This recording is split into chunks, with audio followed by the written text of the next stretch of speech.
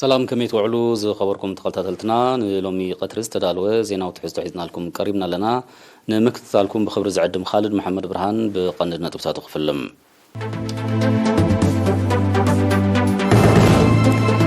عرصوت بحرياوي دخعن وحلول أقوابات عغمات سربالعن كزوترو من زخاخر غريبو أبزوبا ماكلنا حدث سيستم مرسوة محادرتن أكايب تسرحن سلطنات واهبو أبنو زوبا سلعز تهانسا ناي مبات أبيات تمرتي سنحت سقامات مقلال العلا استوات ويقبر اللوام تشاينا قبل القلة في الرياضة أمريكا تنعتو سنحت وسخ كارت اتاو بغزياونت أوانزيفاتو أمريكا قبل سيد تايوان تقبرز الله حد قلنان تختاقن متتتاو كتبارتو تشاينا تويعا أب جابان متن تفابك التقازات بالعلم متن كمس كودة لتقليتو زرزر زينا حرصت أتوتاونتن معباي أب زكايد وصعري بحرياوي دخعن وحلول أقبابات طاقمات سربال عن كزوترو أب كفل حرشان مريتن زوام أكلك إلى لمعات أتكلتي أتو يناس قبرو مخيرو أب زوبا أب كلتشعن عسران حدن أب قراوتهم بحرياوي دخعي كومبوستن وحلول أطاقمات سربال عن زوتر حرصت مهرتهم بالعلعات في كم زعبي بمتكاس دما بسفيح قدفة اللصويعهم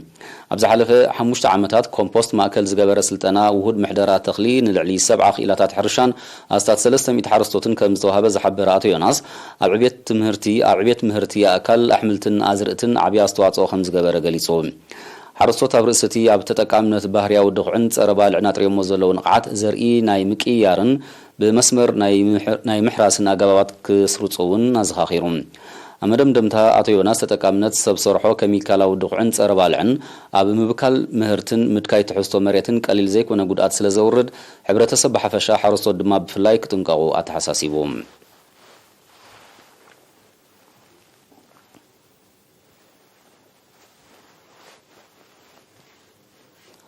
أب زوبا ماكل بخفلي من محدار فاينانسن زتودب سلطنا ن 166 حدثتي استمرتو ام حدرت خبابن اكايد تسرحن تواهيبوم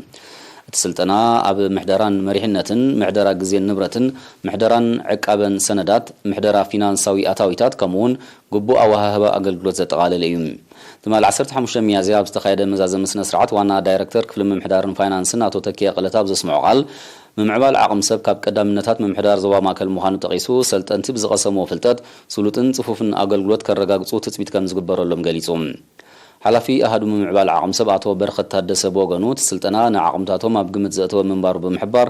أبصرح نزقات أمون بدهوتات المفتاح كم زحقزو مابريهم سلطنت بوغنوم نزقسمو سلطنا مركز بمقبار نزمو رسم هزبي بتو فاينت كغلغلوك علاتيوم وانا كايد سرح من محدار زوا ماكل أتو زرئي تولد برهن أبزهبو مزاز مغال بمنغستي زوطانو مدبات لمعات بعد معنت نمتكبارن نهزبي صفوف أغلغلوت نمهابن أبزا كايد وصعري من محدارات زوبا نوزوباتاتن أبقونهم كمزلو الرقاقيتوم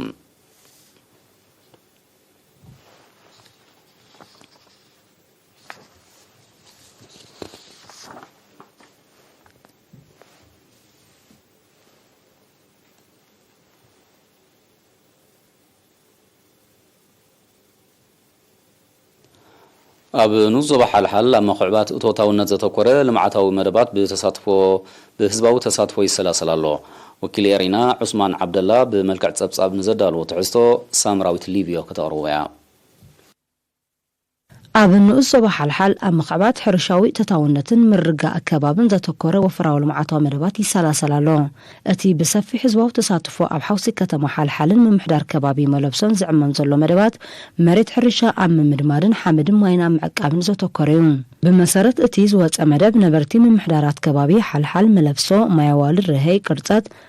الركبتن قبي علوون كمجمرة ورحت الريك تشحن عسران كلتنات حيزهم أبصومن كلتا معلت إنه وفرو وتيتاوي سرحي عمو كمزلو أم حدار من محدار كبابي ملبسو أتو إبراهيم حامد أفليتو حلافي بيت سعفت حرشا أبتن أزوبا أتو اللينكيل أبرها أبزهابو مبرهي هزبي زكايرو زلو أرمعي مدبات معقاب حمدن ماين مرعيا سريج زلو لعل نقحات مخانو بمتكاز زاقيت لعلي 34 هكتار كم تفوسة قليتو إذا كمزيلن كلو نبرتي حوسي كتما حال أبصومن سلسة معلت إنه እናወፈሩ ናይ ሓመድ ጽርግያታት ይጽጉኑን ብውሕጅ ተሃሰየ ከባቢታት ይፍውስን ከም ዘለው ወኪል ኤሪና ሓቢሩ ተሳተፍቲ ኣብ ዝሃበው ርእቶ ኣብ እዋን ክራማት ንማሕበረ ቁጠባውን ንጥፈታቶም በኣሉታት ጸሉ ዘሎ መስመር መጓዓዝያ መሰረታዊ ፍታሕ ንኽረክብ ድልድል ክስራሓሎም ብምዝኻር ካብኣቶም ዝሕተት ንምምላእ ድልውነቶም ኣረጋጊጾም ኣብ ዞባ ጋሽዋርካ ንዞባ ሰልዓ ኣብ 2021 ዝተሃንጻ ሓደስቲ ናይ መባእታ ኣብያተ ትምህርቲ ኣብ መስርሕ መምሃርን ምስትምሃርን ከጋጥም ዝጸንሐ ጸገማት ኣብ ምቅላል ልዑል ኣስተዋጽኦ ይገብራ ኣለዋ ሓላፊ ቤት ጽሕፈት ሚኒስትሪ ትምህርቲ ኣብ ትኑ ዞባ መምህር መሐመድ ሳልሕ መሐመድ ንኤሪና ብዝሃቦ ሓበሬታ ተን ኣብ መምሕዳራት ከባቢ ሓምበክታ ዴባስታ ጣሕራን ፉንቱን ዝተሃንጻ ሓደስቲ ኣብያተ ትምህርቲ ነቲ ብሰንኪ ዘይምቹእ መምሃሪ ቦታ ዝፍጠር ዝነበረ ጸገማት ኣብ ርእሲ ምቅላልን ቁጥሪ ተምሃሮ ኣብ ምውሳኹን ኣበርክቶ ከም ዝገበራ ኣረድዩ ኣብ ግዜያዊ መምሃር ዳሳት ንዘገልግላ ዝነበራ ትካላት ትምህርቲ ብዘመናዊ ህንጻታት ንምቕያር ዝተጀመረ መስርሕ ክድፍኣሉ ዘዘኻኸረ መምህር መሐመድ ሳልሕ ነተን ኣቐዲመን ዝተሃንጻውን ቀጽርን ቀረማይን ክዋደደለን ተላብዩ ኣብ ዞባ ሰልዓ ኣብ ቅድመ ትምህርቲ ክሳብ ካልኣይ ደረጃ ዝተዘርግሓ 22 ትካላት ትምህርቲ ከምኡውን 39 ነቑጣታት ትምህርትን ዓበይቲ ኣለዋ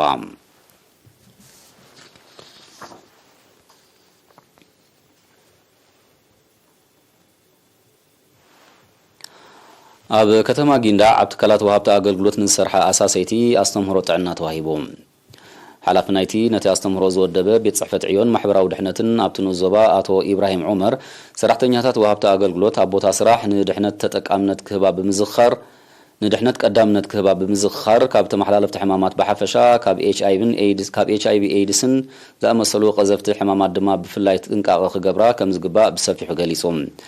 ኣስራሕትን ሰራሕተኛታትን ብውህደት ምዛዓዩ ድሕነት ትካላትን ዜጋታትን ውሑስ ከም ዝኸውን ዝሓበረ ኣቶ ኢብራሂም ኣሰሰይቲ ጎኒ ጎኒ ውሕስነት ጥዕና ጽፉፍን ስሉጥን እንግዶትን ፍሕሽው ኣቀባብላን ከዘውትራ ተላብዩ ኣቶ ኢብራሂም ቀጺሉ ሓደ ትካል ጉባትን መሰላትን ሰራሕተኛታት ክማላእ ብሕጊ ዕዮ ከም ዘገድድ ብምግንዛብ ጥዕናዊ ኣስተምህሮታት ብቐጻሊ ክድፍኣሉ ምዃኑ ሓቢሩ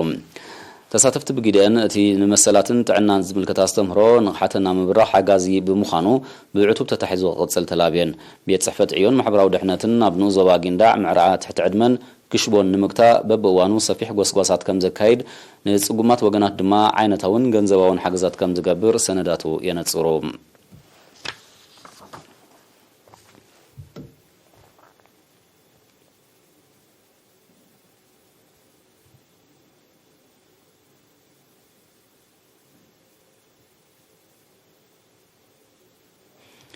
زخبركم تعذبتنا الصعب هجراو زيناتاتي ومكتتالكم كتقصلوا دقيمنا بخبر نعدم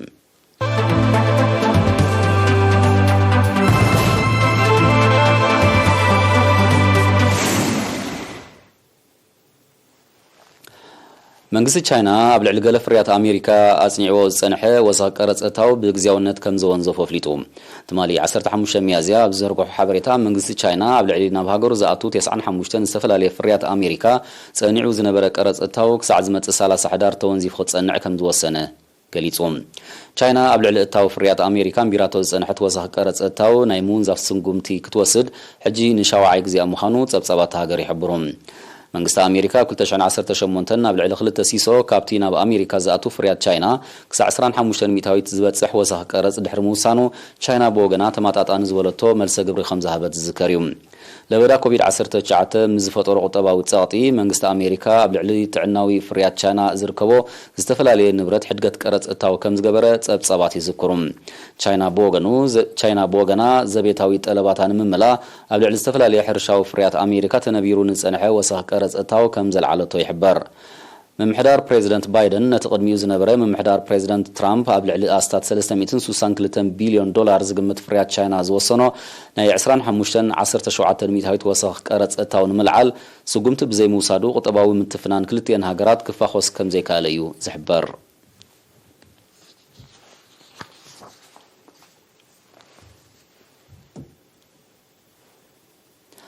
أمريكا عبد الستاوان تجبر زلا حدا جنيان تختخون متتاو كتقارصو مينستر مكلخال تشاينا تمال 15 ميازيا بزوصو مجلس يصويعهم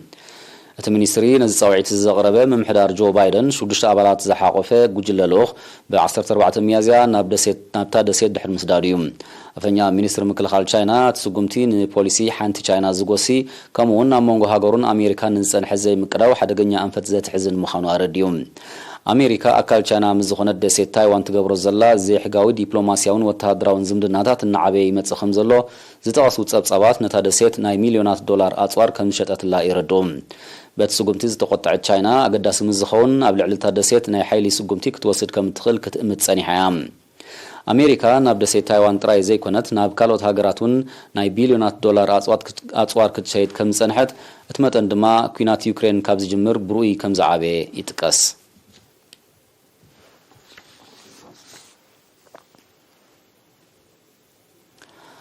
ኣብ ጃፓን ኣብ 2021 መጠን ትፋእ በከልቲ ጋዛት ብልዑል መጠን ከም ዝጎደለ መንግስታዊ ጸብጻባት ሃገር ኣፍሊጦም። ብመሰረቶም ጸብጻባት ኣብ ዝሓለፈ ዓመት መጠን ትፋእ ናይቶም ጋዛት ብልዕሊ 500 ከም ዝወረደ እዚ ድማ ድሕሪ 1990 እቲ ዝዓበየ ምንባሩ ተፈሊጡ። ኣብ 2020 ልዕሊ 1.2 ቢልዮን ቶን ዝነበረ መጠን ትፋእ ካርቦን ዳይኦክሳይድ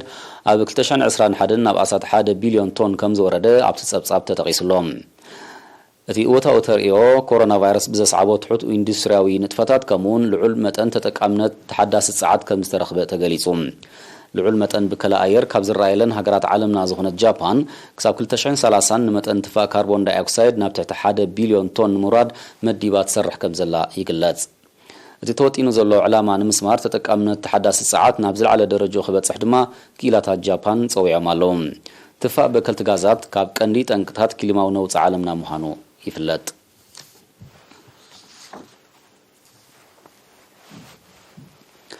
ኣብ ናይጄርያ ብዘጋጠመ ሓደጋ ምጥሓል ጃልባ ብውሕዱ 29 ሰባት ሞይቶም። በቲ ብ14 ሚያዝያ ኣብ ሰሜናዊ ምብራቕ ናይጄርያ ኣብ ዝርከብ ሩባ ዝተኸስተ ሓደጋ 6 ሰባት ጥራይ ብሂወት ከም ዝሰረሩ ሰመዚ ናይጄርያ ሓቢሮም። ጠንቅታ ሓደጋ ንምፍላጥ መርመራ ይካየድ ከም ዘሎ ቶም ሰመዚ ብተወሳኺ ኣፍሊጦም። ኣብ ማያት ናይጄርያ ብሓደጋታት ምጥሓል ጀላቡ ሂወት ብዙሓት ሰባት ከም ዝጠፍእ ጸብጻባት ይጠቕሱ።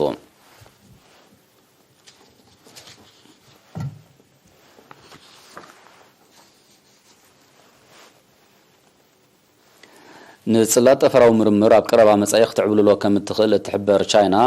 ኣብ ታዕውዲ ተመዝግቦ ዘላ ገስጋስ ንዘውፅኣቶ ውጥን ዘስምር ምዃኑ ተገሊጹ። እዚ ዝተሓበረ ኣብዚ ዓመት ዝተዛዚሙ ኣገልግሎቱ ክጅምር ትጽቢት ዝግበረሉ ቻይና ብውሽጣዊ ዓቕማ ተሃንጾ ኣብ ዘላ ማእከል ጠፈራዊ ምርምር ን6 ኣዋርሕ ክዓዩ ዝጸንሑ 3 ጠፈርተኛታት ተልእኾም ዛዚሞም ናብ ምድሪ ድሕሪ ምምላሶም እዮም። ሰመዚ ሃገራዊ ማእከል ጠፈራዊ ምርምር ቻይና ሎም 16 ሚያዝያ ብዝሃብዎ መግለጺ እቶም ሓንቲ ጓል ኣንስተይቲ እትርከቦም ጠፈርተኛታት ኣብ ታሪኽ እቲ ሃገር ንዝነውሐ እዋን ኣብ ህዋ ዝጸንሑ ምዃኖም ገሊጾም። ቻይና ኣብ ዝሓለፈ ዓመት እውን ኣብ ህንጸት መደበር ዝተዋፈሩ 3 ጠፈርተኛታት ከም ዝለኣኸት ዝሕብሩ ጸብጻባት ን3 ኣዋርሕ ዝተፈላለየ ህንጻዊ ስራሓት ከም ዘካየዱ ይዝክሩ። እቲ ቻይና ተሃንጾ ዘላ ማእከል ጠፈራዊ ምርምር ኣስታት 66 ቶን ክብደት ከም ዝህልዎን ን10 ዓመታት ከም ዘገልግልን እዩ ዝሕበር።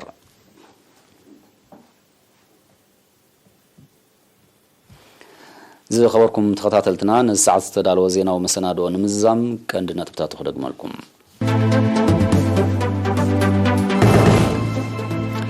ሓረስቶት ባህርያዊ ድኹዕን ውሕሉል ኣጠቓቕማ ጸረ ባልዕን ከዘውትሩ መዘኻኸሪ ቀሪቦም። ኣብ ዞባ ኣካል ንሓደስቲ ዝተመርጹ ኣመሓደርትን ኣካያዲ ስራሕን ስልጠና ተዋሂቦም።